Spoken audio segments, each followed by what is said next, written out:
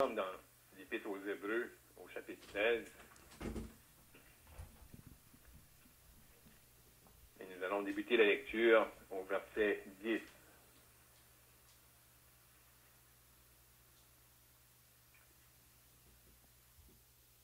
Nous avons un autel dont ceux qui font le service au tabernacle n'ont pas le droit de manger.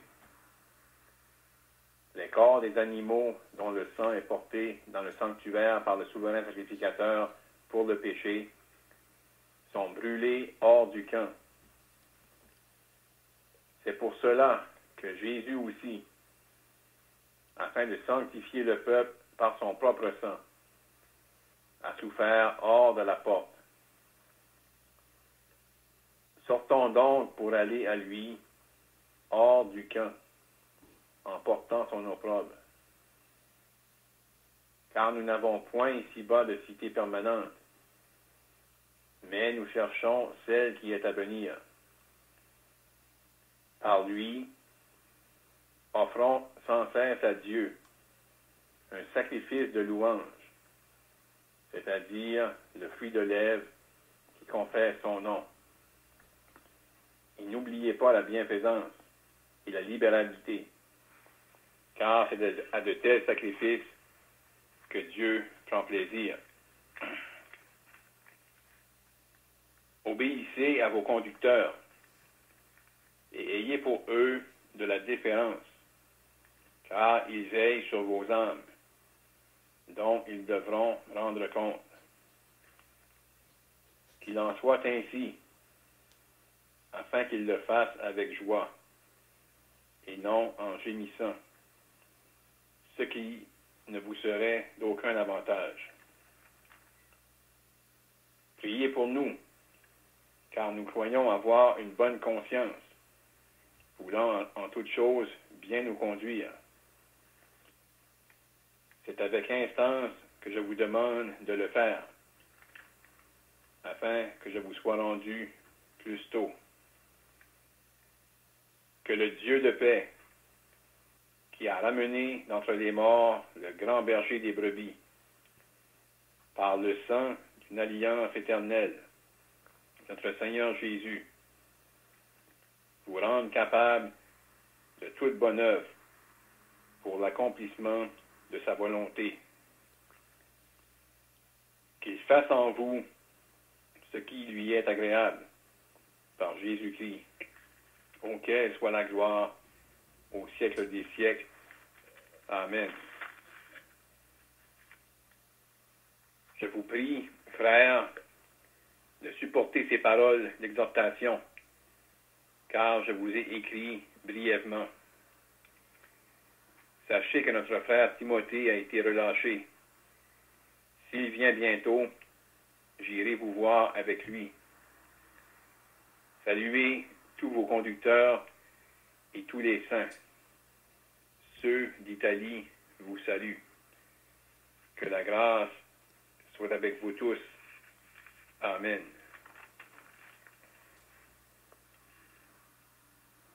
Dieu va bénir la lecture des Saintes Écritures. Donc, on avait terminé la semaine dernière en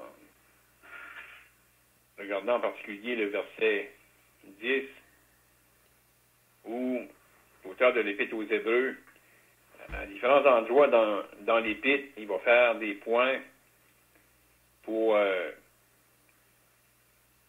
exhorter les croyants, puis en particulier ceux qui regardaient à ceux qui étaient retournés au judaïsme. Puis qu'eux pouvaient peut-être dire on a un autel.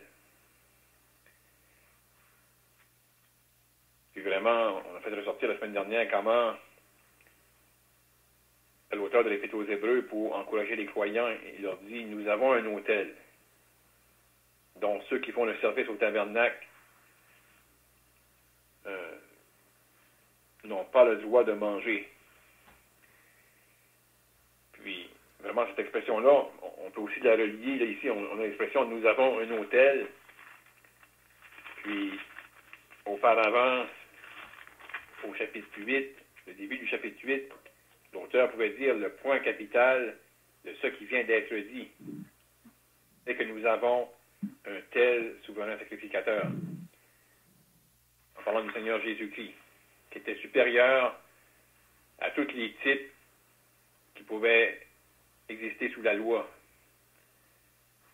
En avançant dans l'Épître, comment l'auteur a démontré que Christ était supérieur à tous.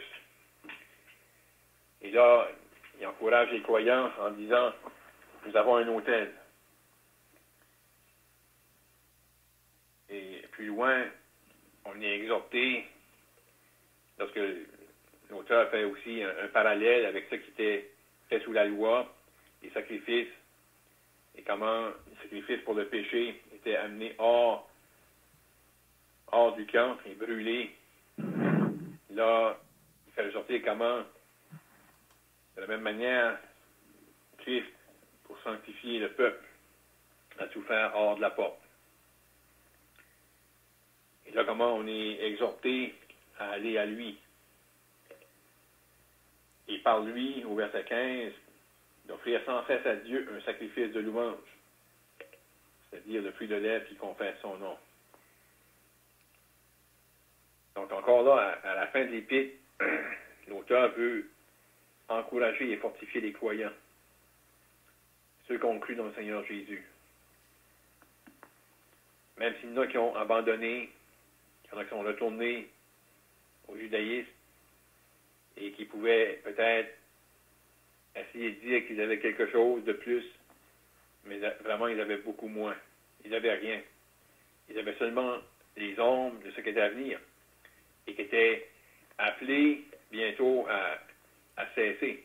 Peu de temps après, le temple a été détruit. Et là, jusqu'à maintenant, jusqu'à aujourd'hui, il n'y a pas de sacrifice qui est offert, il n'y a pas de temple, il n'y a pas de tabernacle, il n'y a pas d'autel pour les Juifs. On sait qu'éventuellement, ils vont vouloir, et ils vont en reconstruire un. Mais présentement, les croyants, on est dans une sphère de bénédiction, un grand privilège. Puis vraiment, oui, on est appelé à porter son opprobre, on est appelé à être rejeté, puis il faut être série de ça. Le Seigneur a souffert hors de la porte. Puis c'est vraiment là aussi que les gens, les Juifs ont voulu le voir, en dehors. Et nous, on est associés à lui. Mais on est appelé à aller à lui, porter son opprobre. Et d'offrir à Dieu, par lui, des sacrifices de louange. On a l'exhortation, ensuite, d'obéir au conducteur. Mais vraiment, on ne va pas donner beaucoup de commentaires là-dessus, on va laisser l'étude ouverte. On aimerait juste dire aussi qu'un peu plus loin, encore, l'exhortation, à chaque occasion qui se présente de pointer au Seigneur Jésus, là, l'auteur, après avoir demandé de prier pour lui, puisse être rendu plus tôt, au verset 20, il mentionne que le Dieu de paix, qui a ramené d'entre les morts le grand berger des brebis, par le sang d'une alliance éternelle, notre Seigneur Jésus-Christ vous rendre capable de toute bonne œuvre, pour l'accomplissement de sa volonté. Qu'il fasse en vous ce qui lui est agréable. Par Jésus-Christ, auquel soit la gloire au siècle des siècles. Amen. Donc il met encore le sceau,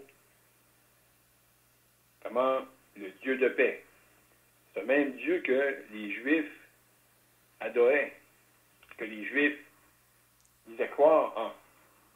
Et ce Dieu-là a ramené entre les morts le grand berger des brebis, celui qu'eux rejetaient. Et il est vivant. Et par lui, on est appelé à faire des œuvres. Il dit être capable de toute bonne œuvre pour l'accomplissement de sa volonté.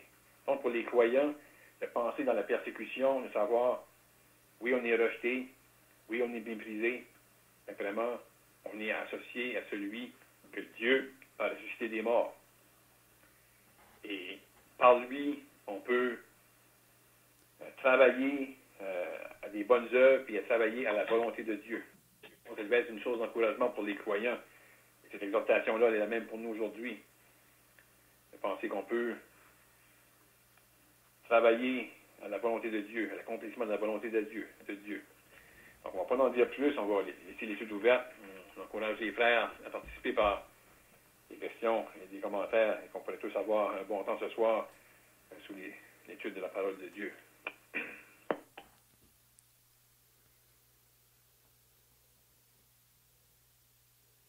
Donc, à partir du verset 17, l'auteur de l'Épître aux Hébreux demande aux chrétiens à qui il écrit d'obéir à leur conducteur. On avait remarqué dans les semaines passées qu'à 3 reprises, à la fin de cette lettre, Paul parle des conducteurs. On avait vu au verset 7 qui disait aux croyants de se souvenir de leur conducteur qui leur avait annoncé la parole de Dieu, puis qui maintenant, ces personnes-là étaient parties là, dans la mort. Mais pendant leur vie, il avait été un bon témoignage, puis on pouvait regarder à ces conducteurs-là. On pouvait même les imiter leur foi. Ça veut dire que c'était des hommes qui se reposaient sur les promesses de Dieu. Donc, les conducteurs, on pourrait dire aussi les surveillants, ou on pourrait aussi dire les anciens ou les bergers. Donc, ce sont ceux que le Seigneur élève quand il y a une œuvre qui se fait là, dans une ville ou un village, quand il y a des âmes de sauvés, Dieu va élever au milieu de ces croyants-là, parmi les frères, des personnes qui vont être capables de prendre soin du troupeau. Vous savez, une assemblée, c'est comparé à un troupeau de brebis qui sont pris soin par des bergers.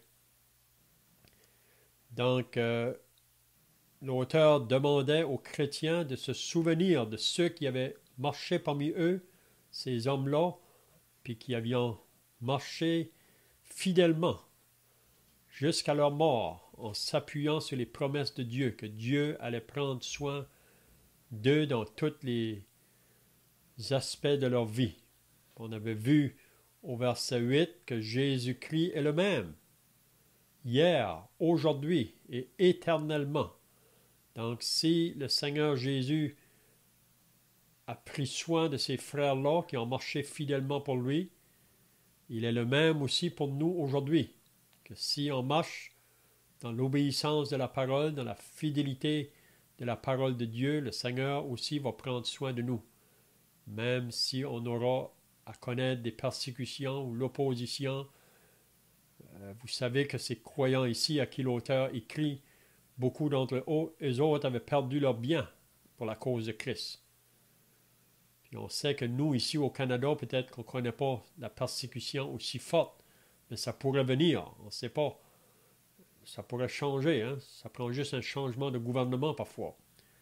Parce qu'il y a des frères et sœurs ailleurs présentement qui passent par les mêmes persécutions que ceux qui ont passé au début de l'Église. Mais Jésus-Christ est le même, hier, aujourd'hui et éternellement. Il ne change pas. Okay? Donc ce soir, on peut regarder maintenant au verset 17, en parlant toujours de ces conducteurs, ou ces surveillants, ou ces anciens. Il parle aux croyants pour leur dire « Obéissez à vos conducteurs et ayez pour eux de la différence, car ils veillent sur vos âmes comme devant en rendre compte. » Donc, il demande ici l'obéissance aux surveillants, si on peut dire. Donc, les chrétiens qui sont associés à une assemblée locale devraient avoir cette attitude-là, là, d'obéir à ceux qui veillent sur le troupeau, ou les surveillants ou les anciens. Donc, je ne sais pas si les frères ont des pensées ici à ajouter là. Il y a un mot ici, Léon, c'est déférence. Déférence. Qu'est-ce que ça voudrait dire au juste, ça?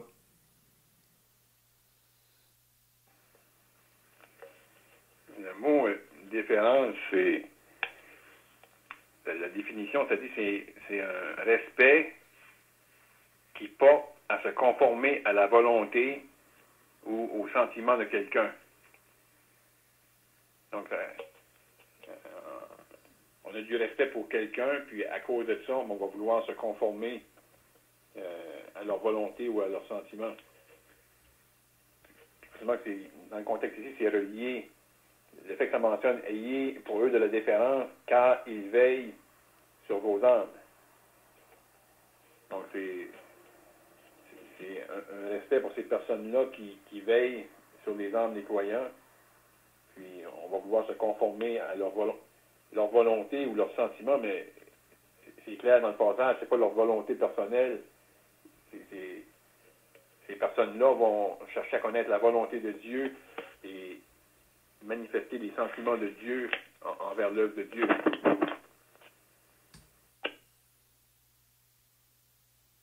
Puis ça voudrait dire comme un grand respect, là. Ce mot-là, c'est ça que ça voudrait dire, plus.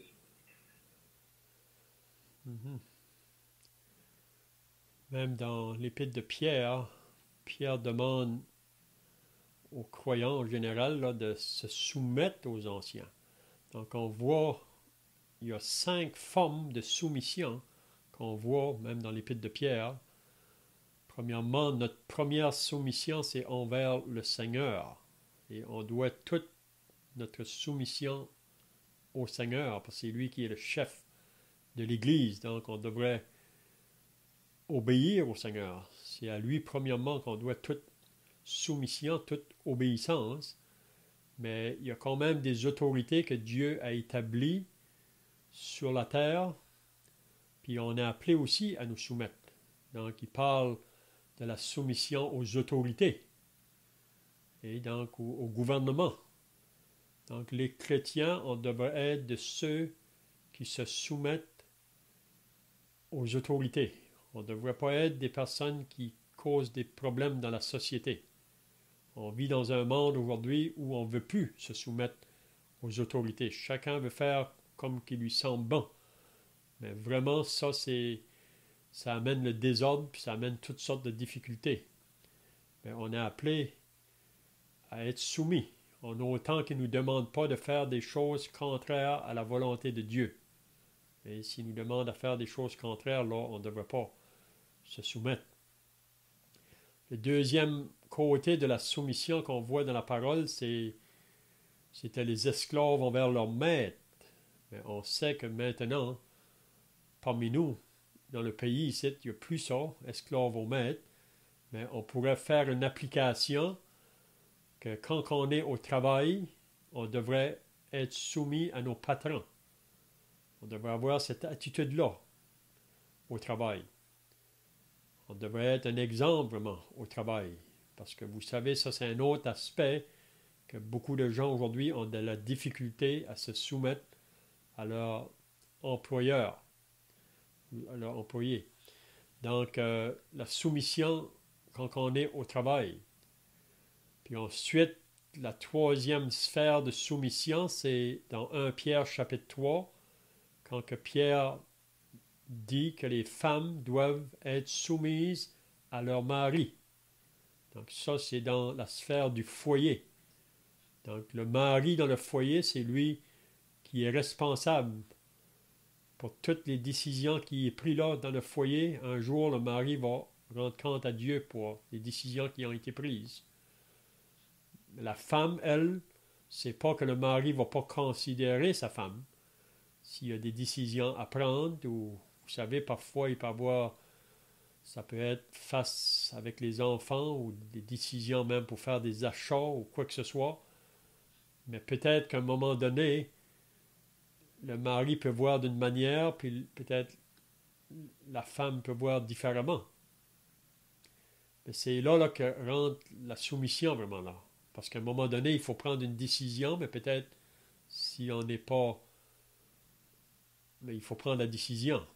Donc là, le côté de la soumission, c'est important. Puis ensuite, c'est ça qu'on voit la soumission aux anciens dans une assemblée locale. Donc ici, c'est ça que l'auteur met beaucoup d'emphase, si on peut dire, là, à la fin de cette épître. On voit aussi la même pensée dans 1 Thessaloniciens 5. Il mentionne ça aussi, là, concernant d'obéir au conducteur. Hein?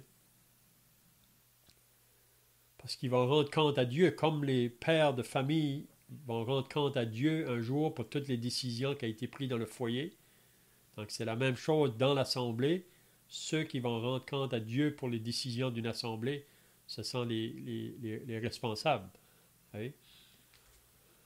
Donc, comme le frère Claude a dit tout à l'heure, les anciens ne sont pas là pour dominer sur les croyants.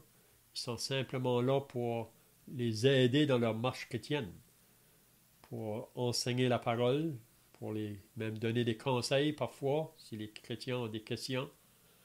Donc, on est là vraiment pour le bien-être du peuple, du troupeau, parce que les brebis ne nous appartiennent pas. Les brebis appartiennent au berger, comme que le frère a mentionné au début, là. Le grand pasteur des brebis. Ça, c'est le Seigneur Jésus.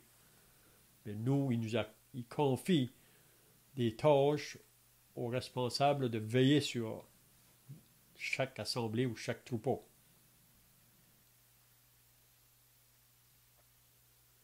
Donc, on peut prendre un exemple, c'est comme dans une famille.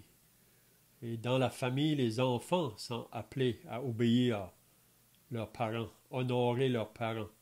Et c'est le 5e commandement, honore ton père et ta mère. Mais si dans une famille, les enfants ne sont pas obéissants ou ils manifestent de la rébellion, ça donne beaucoup de casse-tête, ça, pour les parents. Ça donne ça trouble vraiment le cœur des parents. Quand un enfant veut marcher dans sa propre voie, il ne veut pas se soumettre du tout à ce que les parents vont lui dire. C'est un peu la même chose dans une assemblée locale. Les frères responsables sont là pour le bien-être du troupeau. Si on a vraiment qui ne sont pas obéissants, ça peut donner du trouble. Hein? On a connu ça dans des assemblées, il y a eu beaucoup de tempêtes parfois à cause de ça.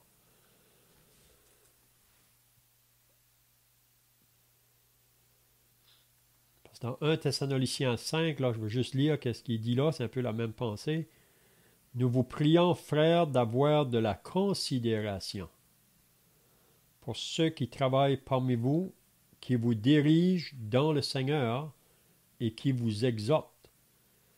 Ayez pour eux beaucoup d'affection à cause de leurs œuvres. Soyez en paix entre vous. Donc c'est pas mal la même pensée ici, là. Je ne sais pas si les frères ont d'autres pensées ici à ajouter.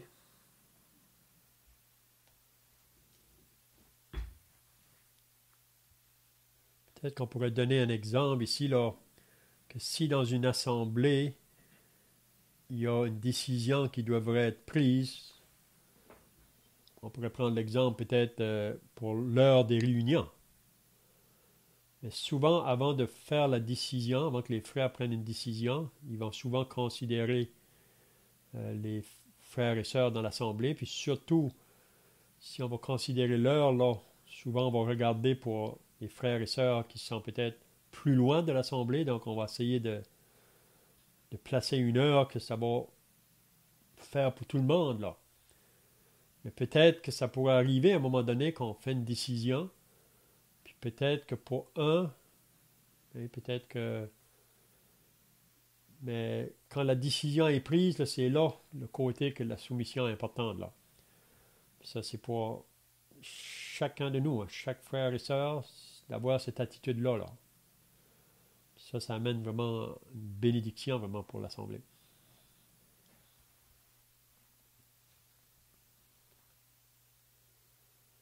Peut-être qu'on peut regarder au verset 18 maintenant, quand il dit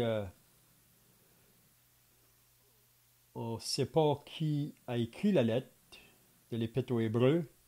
Il y en a qui pense que ça pourrait être l'apôtre Paul, mais c'est pas mentionné. Mais on peut voir que c'est un apôtre probablement. Puis il dit au verset 18, il demande aux chrétiens de prier pour eux, prier pour nous. Ça veut dire c'est prier. On pourrait dire pour celui qui écrit la lettre. Même peut-être qu'on pourrait dire aussi de prier pour les responsables. Mais prier pour nous, pour moi, c'est plutôt pour ceux-là qui travaillent dans l'œuvre de Dieu, car nous croyons avoir une bonne conscience, voulant en toutes choses nous bien conduire. Donc ça veut dire qu'il demande aux chrétiens de prier pour eux afin qu'eux-mêmes puissent marcher là avec une conscience pure devant Dieu, puis aussi avec un bon exemple, parce que on sait que ceux qui marchent en avant du troupeau, on est appelé à être des modèles ou des exemples pour le troupeau. On voit ça dans 1 Pierre chapitre 5, là, en parlant des anciens, on est appelé à être des exemples. Donc c'est bien de prier pour les frères que Dieu utilise vraiment là, pour enseigner le peuple, pour prendre soin du peuple. Mais aussi, on peut voir peut-être ici la prière qu'il demande, là, c'est en vue d'aller vers eux autres. Parce que c'est ça qu'il dit après, là, c'est avec instance que je vous demande de le faire afin que je vous sois rendu plus tôt. Et peut-être que l'auteur de l'Épître voulait aller parmi ces croyants-là, puis il demande aux chrétiens de prier pour eux autres.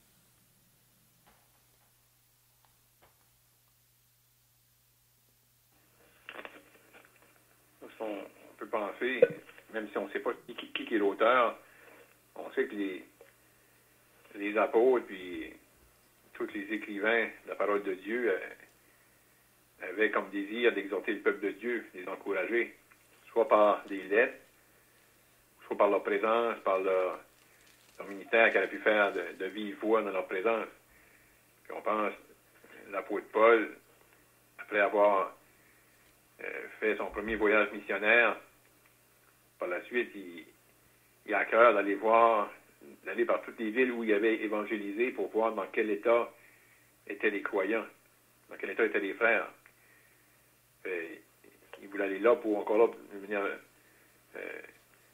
physique dans leur présence, les encourager. Là, ici, l'auteur le fait par une lettre, les croyants qui étaient ébranlés, il veut les fortifier, les encourager à persévérer, mais aussi, si le Seigneur le permet, il aimerait pouvoir aller physiquement les rencontrer et pouvoir faire la même chose de vive voix. Donc, il demande de prier et constant que le prière peut avoir un effet pour pouvoir faire en sorte qu'ils puissent être libérés et aller vers eux.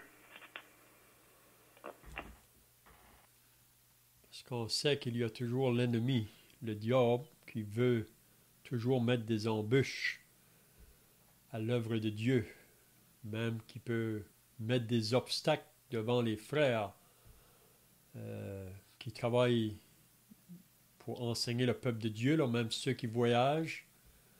On voit ça dans 1 Thessaloniciens, quand que Paul voulait aller à Thessalonique, ça dit à 2 reprises, il a voulu aller, là. On lit ça dans 1 Thessaloniciens chapitre 2, au verset 17, il dit « Pour nous, frères, après avoir été quelque temps séparés de vous de corps, mais non de cœur, nous avons eu d'autant plus ardemment le vif désir de vous voir. » Parce qu'on sait qu'après que l'Évangile est entré là à Thessalonique, il y a eu beaucoup de persécutions. Même les apôtres ont été chassés vraiment. Mais Paul voulait retourner pour voir la condition de ces croyants-là qui avaient cru. Puis il dit au verset 18, « Aussi voulions-nous aller vers vous, du moins moi Paul, une et même 2 fois, mais Satan nous en a empêchés. » Donc ça veut dire que le diable a mis des obstacles, des embûches. Puis qu'est-ce qu'il utilise? Le diable, souvent, c'est le monde autour qui s'oppose à l'œuvre de Dieu, puis surtout aux serviteurs de Dieu. Mais là, on voit que Paul a voulu aller par 2 fois, mais il est empêché. Puis si on va au chapitre 3, Paul dit encore au verset 10, là, nuit et jour, nous le prions avec une extrême ardeur de nous permettre de vous voir. Donc, même Paul priait pour que le Seigneur ouvre la porte. Parce que si le Seigneur ouvre la porte, il n'y a personne qui pourra la fermer. S'il la ferme, personne ne pourra ouvrir. Mais Paul voulait aller et de compléter ce qui manque à votre foi. Que Dieu lui-même, notre Père et notre Seigneur Jésus aplanissent notre route pour que nous allions à vous. Oui. Donc, c'était le désir. Puis je crois que c'est pareil encore aujourd'hui. C'est pas toujours facile pour les serviteurs de Dieu de savoir là où ils doivent aller dans le travail. Donc, ils ont besoin de la direction du Seigneur, du Saint-Esprit. Donc, les chrétiens, on est appelés à prier pour ceux qui travaillent là, dans le service parmi le peuple de Dieu.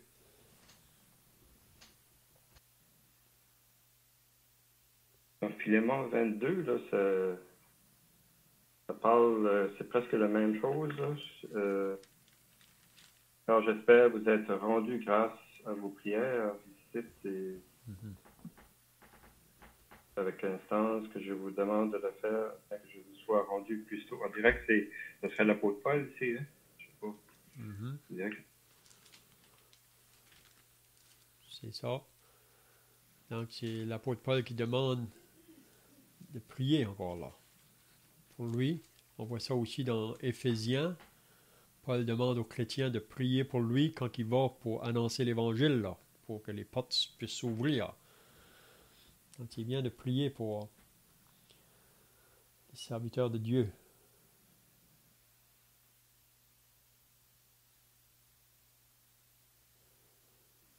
Donc, le verset 20, que le Dieu de paix qui a ramené d'entre les morts le grand pasteur des brebis. Donc, il nous parle ici du Seigneur Jésus, le grand pasteur ou le grand berger. On voit le psaume 23 qui nous parle du bon berger. Ici, il nous parle du grand berger ou du souverain berger. Donc, le Dieu de paix qui a ramené d'entre les morts le grand pasteur des brebis. Donc, la mort ne pouvait pas le retenir. 3 jours après, il est ressuscité par le sang d'une alliance éternelle, notre Seigneur Jésus-Christ. Donc, vraiment, les brebis, on appartient vraiment à ce grand berger. C'est lui qui veille sur nous, jour après jour. C'est lui qui nous protège face à l'opposition, face à ceux qui veulent nous faire du mal. Hein?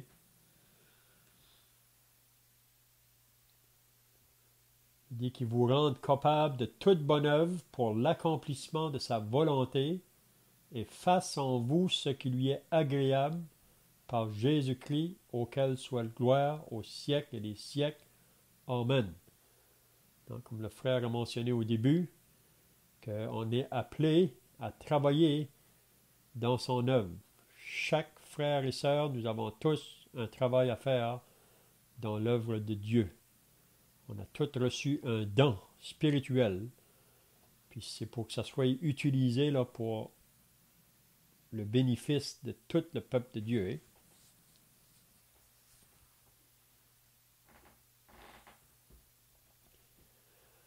Peut-être qu'on pourrait terminer là, notre chapitre ce soir. Donc la semaine prochaine, on commencera de nouveau dans l'évangile de Matthieu. C'est là qu'on était là, avant qu'on avait arrêté de se réunir. Là. Donc on va reprendre probablement dans l'évangile de Matthieu. Si je ne me trompe pas, on était rendu au chapitre 18. Donc on va vérifier ça, on va vous laisser savoir, mais on pourrait terminer peut-être, Claude, avec le verset 22 à 25 peut-être là. Donc il dit, je vous prie, frères, de supporter ces paroles d'exhortation, car je vous ai écrit brièvement. Qu'est-ce qu'il veut nous dire ici l'auteur?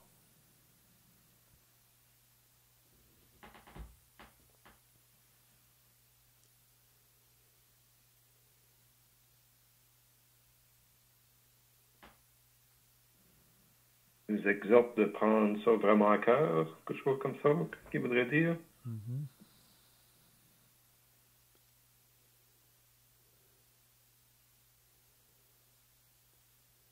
Quand il parle, car je vous ai écrit brièvement, est-ce que ça comprend toute la lettre de l'Épître aux Hébreux? C'est une longue lettre. Si on est pour lire ça, là, ça prend probablement 1 heure et plus pour lire l'Épître aux Hébreux. Il dit, je vous prie, frères, de supporter ces paroles d'exhortation. Donc, c'est des paroles pour encourager vraiment.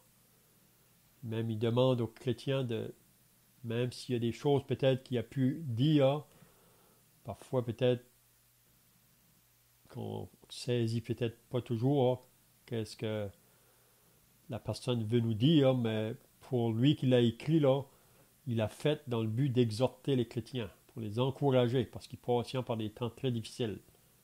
Hein? Car je vous ai écrit brièvement.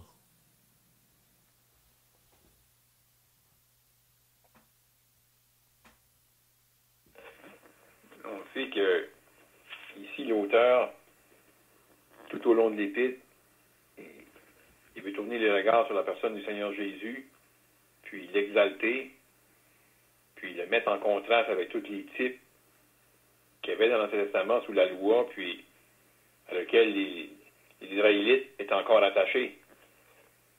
Mais on peut penser que pour expliquer dans tous ces détails la grandeur et l'excellence de la personne du Seigneur Jésus, ça aurait pris beaucoup plus que les chapitres qu'on a ici.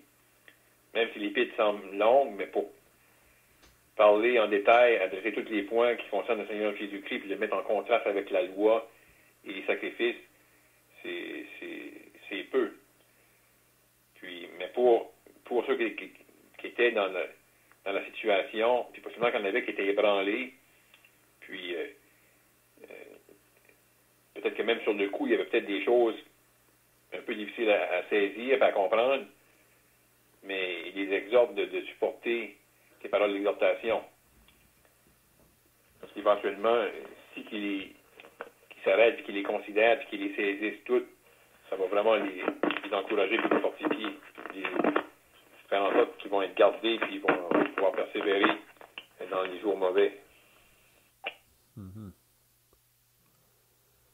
Oui, parce que on a remarqué là, dans les chapitres précédents que même l'auteur a dû reprendre ces croyants-là parce que il savait un peu peut-être détourner à cause, comme on a dit au début, là, qu'il y en a qui avaient laissé pour retourner dans le judaïsme. Ça avait influencé même ceux qui étaient vrais, réels.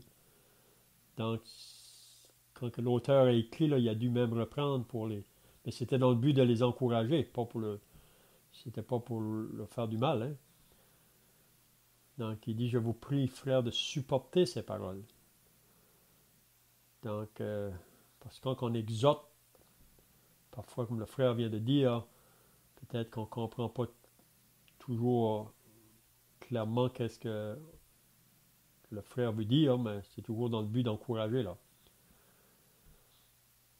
Donc, on termine donc avec les 2 derniers versets. Sachez que notre frère Timothée a été relâché.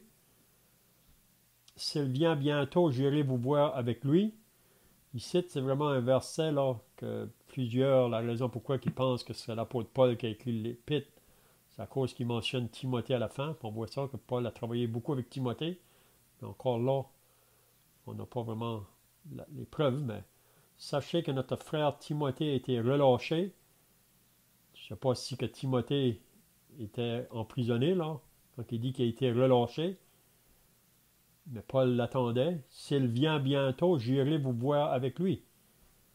Donc, le frère qui écrit cette lettre-là connaît bien Timothée. Donc, si ce n'est pas Paul, c'est quelqu'un d'autre. Mais le désir, c'est d'aller vers les croyants, là, aller les voir. Puis là, il va terminer pour dire, saluez tous vos conducteurs.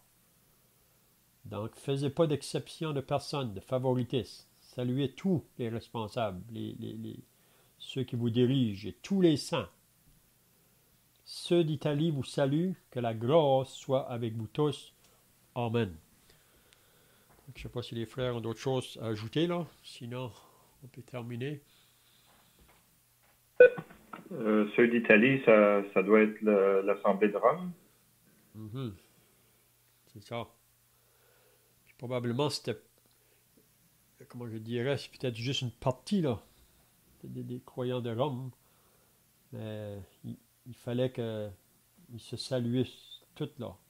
C'est une salutation envers tous, on pourrait dire.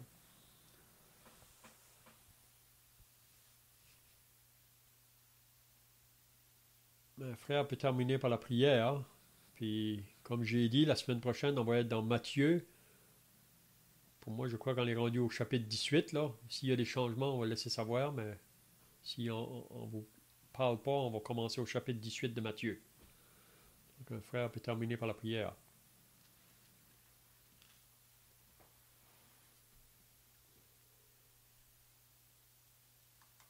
Puis nous voulons, en terminant, te remercier pour ce temps précieux qu'on a eu encore ce soir. Venir dans ta présence, dans la prière, et voir toi de plus considérer ta sainte parole, et on te remercie qu'on a tes saintes écritures entre nos mains, écrites, traduites dans une langue qu'on peut comprendre.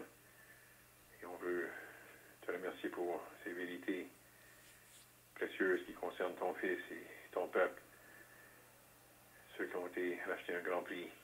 Et on veut, Père, te remercier que, associé au fait que ton Fils est vivant, qu'il a été ramené entre les morts, et comment il est le souverain berger, le grand berger des brebis, et comment bientôt, comme ta parole nous l'atteste, il va revenir nous chercher pour nous amener avec lui là-haut. Et on a hâte de ce jour, et en attendant ce jour glorieux, on te prie que ta bonne main puisse nous garder, qu'on puisse être préservés des attaques du malin, et qu'on pourrait, par ta grâce, avoir constamment nos regards fixés sur ton Fils, celui qui bientôt va revenir nous chercher. On te prie ces choses, on te prions que tu puisses préserver et bénir chacun de tes enfants. On te prie au nom du Seigneur Jésus-Christ. Amen.